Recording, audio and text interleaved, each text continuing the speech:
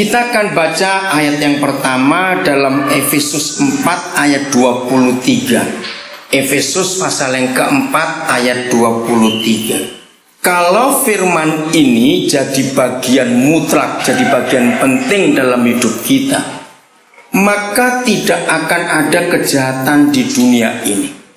Tidak akan ada pembunuhan, tidak akan ada perselingkuhan, perzinahan, perjudian, kemabukan, perang, narkoba, dan semua tidak ada. Nah, menurut firman ini, disitulah iblis atau dosa itu bekerja. Saya akan baca Efesus 4 ayat 23. Supaya kamu dibaharui, renew, di dalam roh dan pikiranmu. Amin. Saudara, ada banyak bagian dalam hidup kita manusia. Ada perut, ada mata, ada telinga, ya macam-macam. Tapi dua inilah tempat antara kebenaran dan kejahatan itu perang. Ya, saya ulangi lagi. Ada banyak bagian dalam tubuh kita, dalam hidup kita. Tapi dua ini yang menjadi tempat peperangan antara kebenaran dan kejahatan. Nah, kita semua tahu kalau ada medan perang, ada negara yang diperangi, pasti hancur, bukan?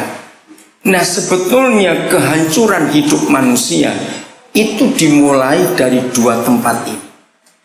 Roh itu bicara hati kita, pikiran ya pikiran kita ini. Nah, dua tempat ini yang dipulihkan, yang dibaharui pertama kali oleh pekerjaan Roh Kudus, kuasa darah Yesus dan firman-Nya itu memulihkan hati dan pikiran kita.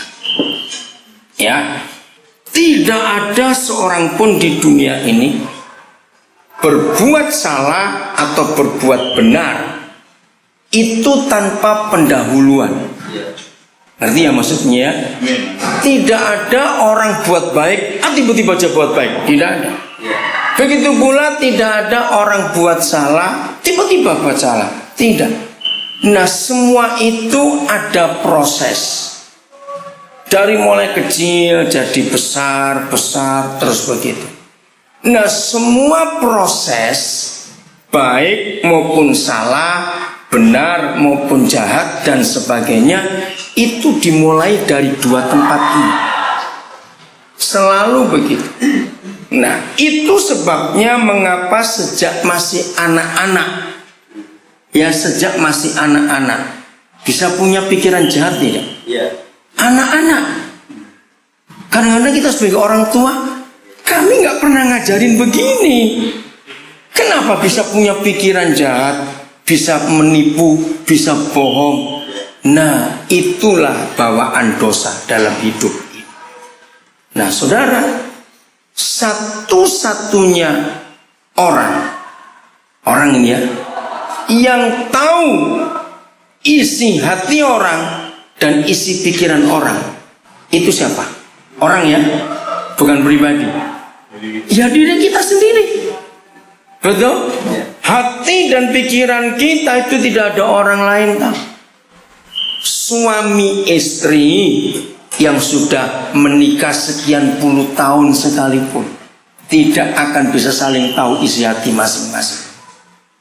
Betul? Nah, pribadi yang lain yang sangat tahu isi hati kita dan pikiran kita adalah Bapa di surga. Nah, di sini kita belajar mengapa di dunia ini tidak ada hakim yang adil, tidak ada pengadilan yang adil, tidak ada jaksa yang adil. Bukan karena mereka salah, tidak.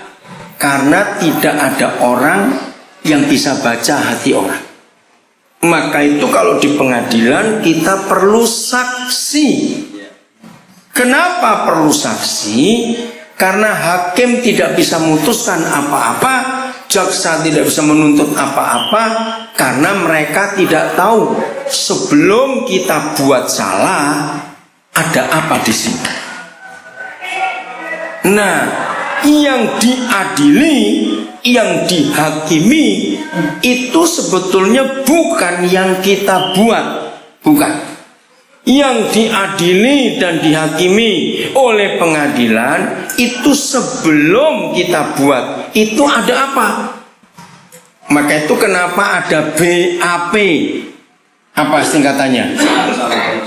Nah, berita acara pemeriksaan. Mengapa ada itu? Karena dari BAP itulah proses pengadilan akan berlangsung. Nah, satu-satunya orang di luar kita yang tahu itu kan Tuhan sendiri, bukan? Maka itu hakim yang adil itu cuma Tuhan Yesus. Tidak ada yang lain, hanya Tuhan Yesus. Nah, proses ini yang seharusnya cepat dipulihkan.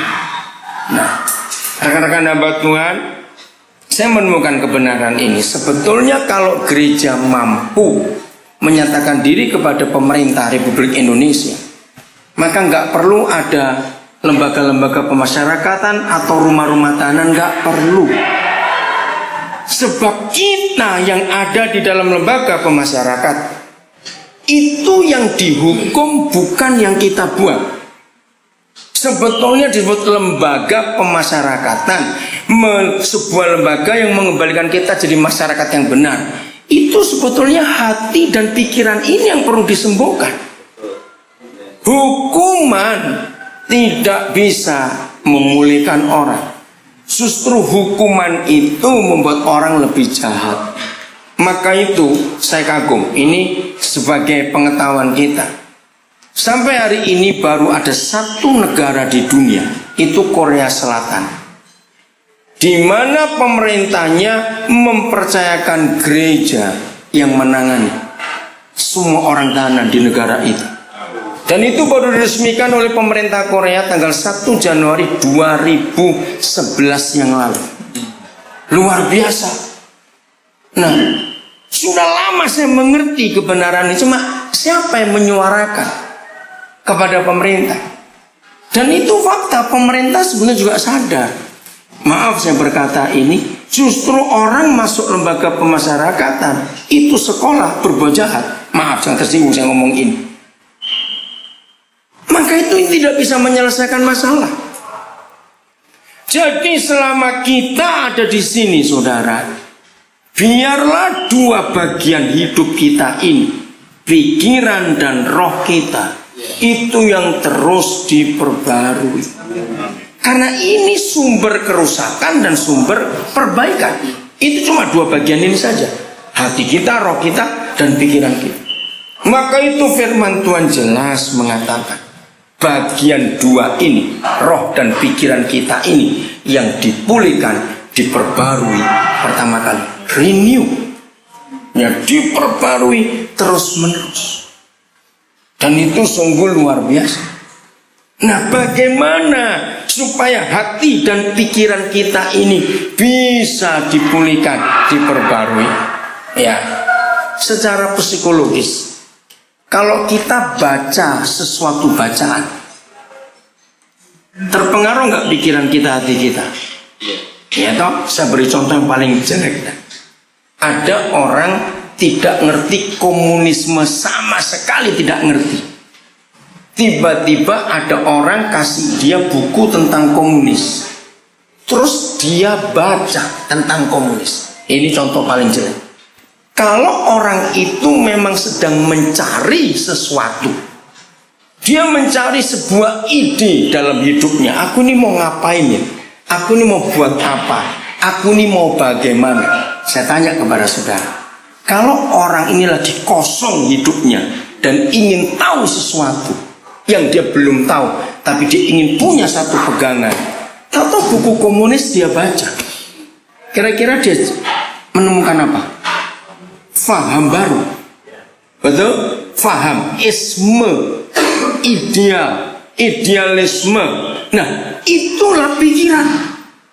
Maka dia akan tertarik untuk mempelajari komunis, karena dia memang lagi cari Nah, kami hadir ke sini ingin bagi berkat buat semua saudara. Saudara yang di dalam lembaga pemasyarakatan ini jauh lebih punya banyak waktu daripada kami yang di luar. Bahkan seringkali kami lebih merasa sok sibuk. Betul nggak? Sok sibuk kami ini yang di luar. Nah, dengar yang di luar ya. Kalau Tuhan melihat saudara selalu berkata sibuk, gampang Tuhan masukkan saudara ke sini. Dah, supaya nggak sibuk. Nah, betul nggak? Kalau di luar macam-macam, masukkan ke sini aja. Supaya belajar tidak sibuk. Nah, maksud saya begini. Di waktu-waktu yang kosong, tadi saya lihat ke depan. Ya, waktu pujian tadi, loh Bu, bukan papi nggak perhatikan kamu, karena papi lagi lihat ada, nggak tahu sudah kenal tidak, seorang teman kita ngurus burung di apa itu saat apa namanya kurungannya itu sangkarnya. Nah di situ saya perhatikan, ya karena nganggur mau ngapain? Yang ngurus burung aja di situ dijemur semprotin, dia masuk nanti itu. Nah kalau ada waktu yang kosong, pengaruhi teman-teman yang sedang kosong pikirannya. Ngerti maksudnya? Ajak ngomong baik-baik. Tidak memindahkan agama mereka ke agama Kristen, tidak. Sampaikan kebenaran yang saudara miliki. Mumpung mereka lagi kosong. Betul tidak? Mau ngapain tidak tahu. Bukankah kita satu-satunya kelompok manusia di dunia ini yang punya pengharapan? Betul enggak? Kita ini punya pengharapan.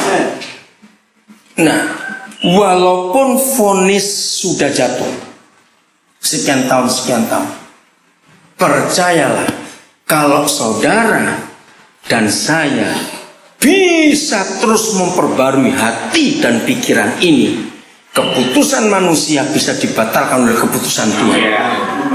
Dan itu banyak yang terjadi. Hakim pengadilan tidak bisa ngikuti kita terus mau kemana saja. Tapi Yesus Tuhan Hakim yang adil itu bisa ngikuti kita.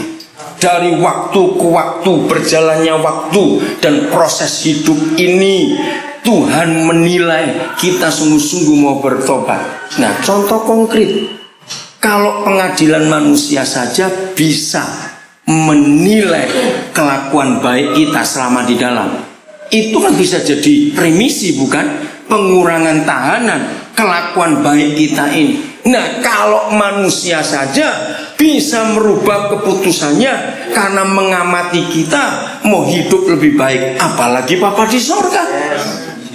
Amin. Dia bisa merubah. Paulus walaupun secara hukum, secara orang asing nggak bisa ngurus pembebasan bersyarat, tapi firman ini Paulus. Ya. Karena hukum di Indonesia, kalau orang asing tidak bisa ngurus pembebasan bersyarat kecuali ada keluarga di sini. Ya tadi dengan Pak Samuel kami guyon, ya cari istri aja sudah orang Cilacap. Baru bisa. Tapi di atas semuanya, Tuhan tetap Tuhan yang luar biasa. Dia tahu hati kita. Nah ini kunci. Jadi selama saudara menunggu waktu bebas, gunakan waktu itu untuk terus memulihkan hati dan pikiran. Hati dan pikiran. Nah, tadi kalau kita sudah lihat contoh komunisme, sekarang kita lihat ayatnya. Yohanes 15 ayat 3. Salah seorang boleh baca ayat itu. Yohanes 15 ayat 3. Nah, disinilah janji Tuhan. Saudara punya banyak waktu. Betul? Ya, silakan. Yohanes 15 ayat 3. Nabi pokok anggur yang benar. Kamu memang sudah bersih karena firman yang telah kukatakan kepadamu. Terima kasih. Singkat, kamu memang sudah bersih. Karena apa? Firman yang aku katakan kepadamu. Nah, saudara, dengar ya. Saudara yang hidup di dalam tempat ini dalam masa tertentu karena hukuman itu, saudara lebih banyak punya waktu daripada kami pendeta yang seringkali sok sibuk juga. Maka itu saudara punya waktu baca Alkitab ini sebanyak-banyaknya. Amin. Karena nggak ada yang lain bisa dikerjakan setelah jam-jam tertentu. Baca. Karena firman itu yang membersihkan pikiran dan hati kita. Amin. Terus isi dengan firman, dengan firman, dengan firman. Nah, kalau saya pakai istilah baju, hati dan pikiran itu baju dan celana yang kita pakai, maka firman ini deterjen yang paling hebat untuk membersihkannya. Iya. Amin. Tidak ada deterjen buat hati dan pikiran. Jangan minum rinso ya supaya bersih. Enggak. Yang bisa membersihkan pikiran dan hati kita hanya firman. Amin. Firman. Seperti orang tadi kalau lagi kosong baca buku komunis, ya jadi komunis dia. Karena lagi cari sesuatu dalam hidup. Nah, sekarang kita lihat 1 Tawarikh pasal 29. 1 Tawarikh pasal 29. Jam-jam terakhir sebelum Raja Daud mangkat atau pulang ke surga, dia menyanyikan sebuah lagu yang sangat indah. 2 Tawarikh pasal 19 ayat yang ke-17. Salah satu nyanyian pujian dari Raja Daud sebelum dia mangkat. 1 Tawarikh 29 ayat 17. Lihat ini ya. Sudah 1 Tawarikh 29 ya. Nah, ini kentara suara belum rajin baca Alkitab, sehingga cari kitab Tawarikh seperti orang hitung duit, kresek-kresek begitu bunyinya. Ya. 1 Tawarikh 29 ayat 17. Aku tahu ya Allahku, bahwa Engkau adalah penguji hati dan berkenan kepada keikhlasan.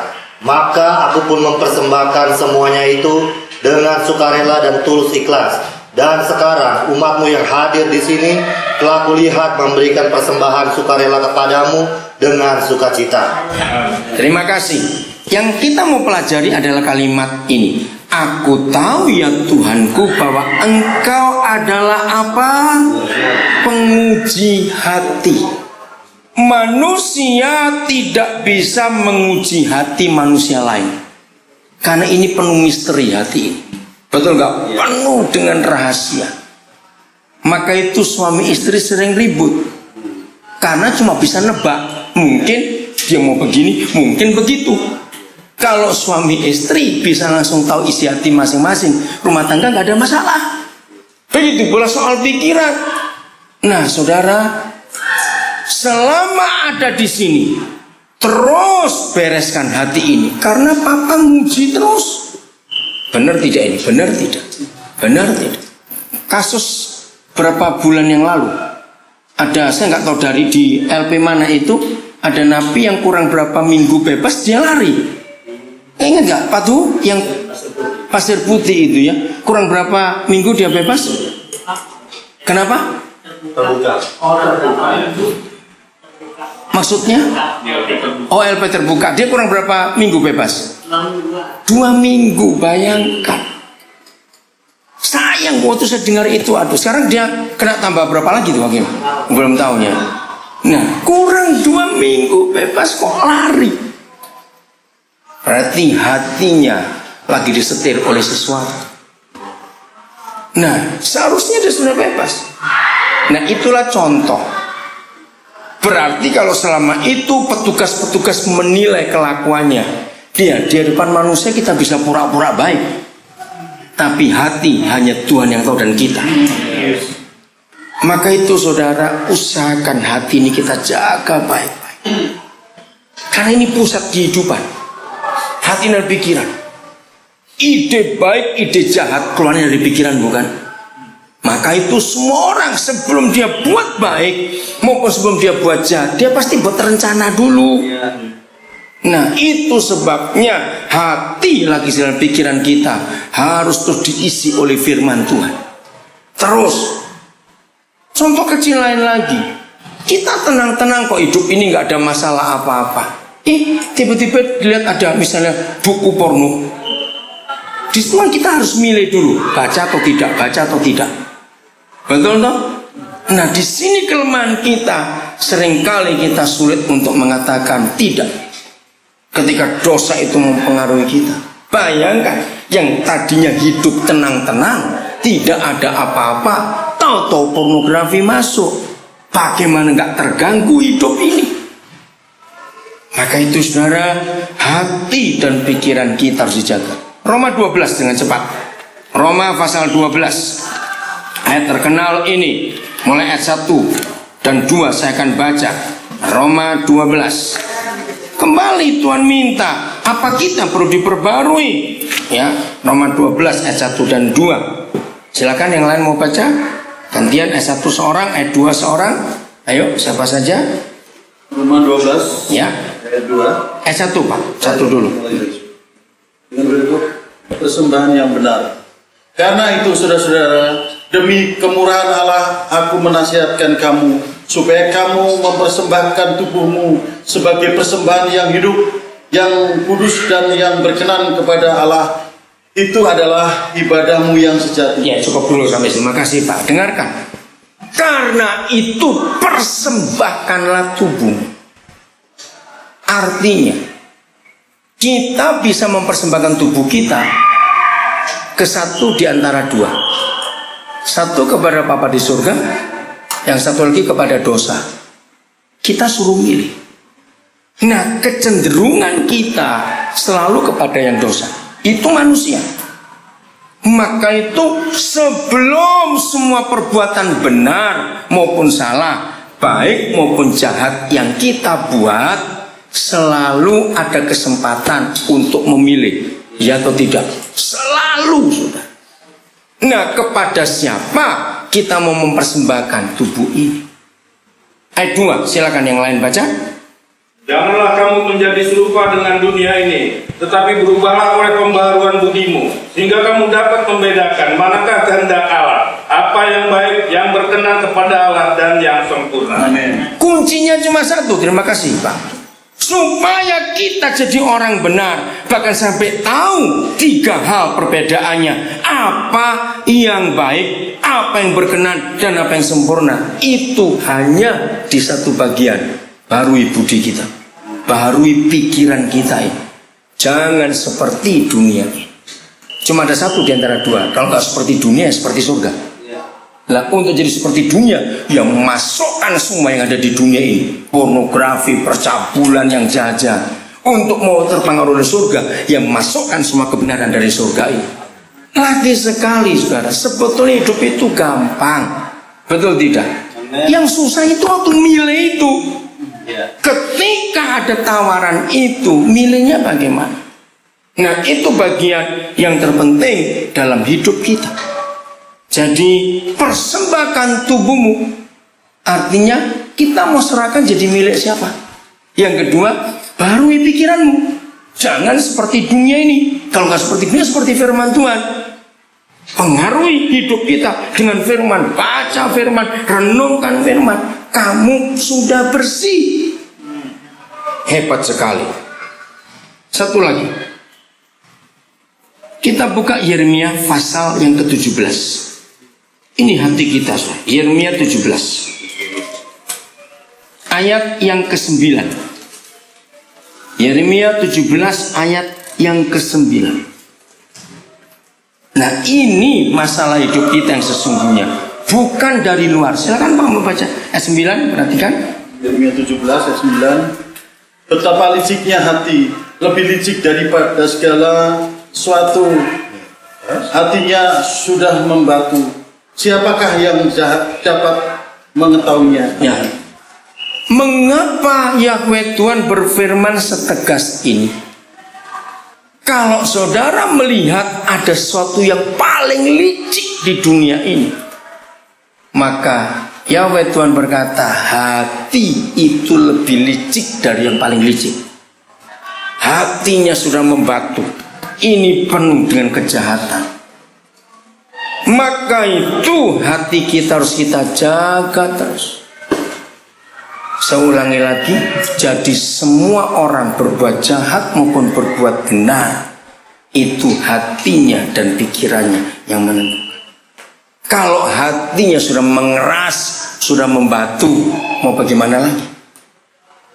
Secara umum, ya bukan khusus, orang jadi pembunuh, ya bukan karena merampok ya, membunuh Pernah nggak saudara meneliti? Itu pasti dimulai dengan hal kecil, tersinggung. Kira-kira ya atau tidak?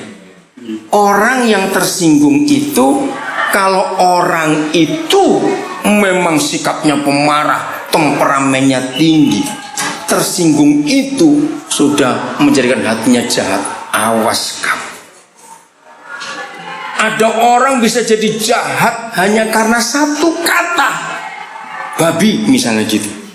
Betul nggak? Satu kata. Betul tidak kalau saya ngomong ini? Tergantung orangnya. Dia temperamen atau tidak. Nah, satu kata itu bisa merusak hatinya. Oh, awas kamu. Mungkin buat orang lain kata itu nggak berarti kalau dia lagi tuli. Ngerti maksudnya? Kan dia nggak dengar apa-apa. Nah, seharusnya kalau semua kita bisa punya temperamen tinggi yang positif. Ngerti maksudnya? Setiap kali mendengar kata Tuhan, kita terpengaruh, tapi positif ya, bukan negatif. Betapa hebatnya hidup kita semuanya itu. Nah, masalahnya orang ngomong cuma satu kali dengan satu kata itu tadi cuma 4 huruf BABI saja, tapi itu bisa merubah hidup orang itu total. Betul tidak? Seandainya semua kita punya temperamen seperti itu, firman Tuhan datang kepada kita, terus kita terpengaruh, kira-kira jadi apa kita ini? Loh, ngerti nggak jadi apa kira-kira? Hebat sekali. Karena tiap firman yang datang kepada kita itu merubah semua kehidupan kita. Nah, ini yang terbalik yang kita buat. Karena lebih gampang orang ngomong daripada Tuhan yang bicara. Itu sebabnya jaga diri kita supaya firman yang menguasai kita semuanya, bukan yang lain-lain. Maka kalau hidup kita seperti ini saudara, tenang kok hidup itu. Nah, saya punya ilustrasi begini. Ini kita pakai fisika. Siapa yang pernah berhasil motong air? Ngerti nggak pertanyaannya? Ada yang pernah berhasil motong air? Loh, saya tanya kok bingung? Ada yang pernah berhasil motong air tidak? Walaupun pakai pisau yang paling tajam sekalipun bisa dipotong. Kenapa? Ya kan air. Betul? Nah, ingat ayat 9 tadi ini. Hatinya sudah membatu, sudah membeku. Air yang sama yang tadi kita potong gak pernah berhasil, bekukan dia jadi apa? Es. Nggak usah pakai pisau, pakai kuku tangan aja dia tergores. Ngerti ilustrasinya? Nah, orang yang hatinya masih cair, dia nggak bisa tersinggung karena dia nggak bisa tergores. Tersinggung kan tergores, betul? Nah, orang yang hatinya cair, dia nggak bisa tergores. Mau pakai pisau yang tajam pun dia nggak akan luka. Tapi kalau hati yang sama sudah membeku, yaitu tadi, nggak usah pakai pisau, cuma 4 huruf BABI tadi saja. Wah, itu masalah besar itu. Nah, kepada anak-anak saya sering bicara kalau saya ngajar mereka. Jadi, kalau ada orang yang suka tersinggung, berarti hatinya sedang jadi es. Suruh duduk di atas kompor yang menyala supaya cair hatinya. Wah, ngerti nggak? Maka itu saya ngajari mereka. Jadi gini ya, kalau temanmu tersinggung, bilang duduk di atas kompor. Saling ngomong dong. Kalau tersinggung, duduk di atas kompor menyala, jangan kompor mati, jangan kompor mati. Iya, biar leleh, artinya biar mencair. Nah, itu yang dikatakan oleh Yeremia 17 tadi ini. Saudara, percayalah, pengadilan manusia bisa diubah oleh pengadilan surga. Kalau Tuhan menilai hati kita sudah beres dan terus diperbarui dari waktu ke waktu. Mau diperbarui terus? Hati pikiran. Ini yang dijanjikan Tuhan. Kalau semua kita hidup seperti itu, dahsyat Yesus akan nyata dalam hidup kita.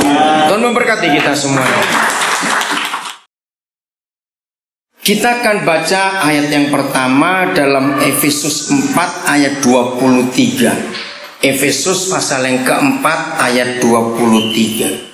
Kalau firman ini jadi bagian mutlak, jadi bagian penting dalam hidup kita, maka tidak akan ada kejahatan di dunia ini. Tidak akan ada pembunuhan, tidak akan ada perselingkuhan, perzinahan, perjudian, kemabukan, perang, narkoba, dan semua tidak ada. Nah, menurut firman ini, disitulah iblis atau dosa itu bekerja. Saya akan baca Efesus 4 ayat 23. Supaya kamu dibaharui, renew, di dalam roh dan pikiranmu. Amin. Saudara, ada banyak bagian dalam hidup kita manusia. Ada perut, ada mata, ada telinga, ya macam-macam. Tapi dua inilah tempat antara kebenaran dan kejahatan itu perang. Ya, saya ulangi lagi. Ada banyak bagian dalam tubuh kita, dalam hidup kita. Tapi dua ini yang menjadi tempat peperangan antara kebenaran dan kejahatan. Nah, kita semua tahu kalau ada medan perang, ada negara yang diperangi, pasti hancur, bukan? Nah, sebetulnya kehancuran hidup manusia itu dimulai dari dua tempat ini. Roh itu bicara hati kita, pikiran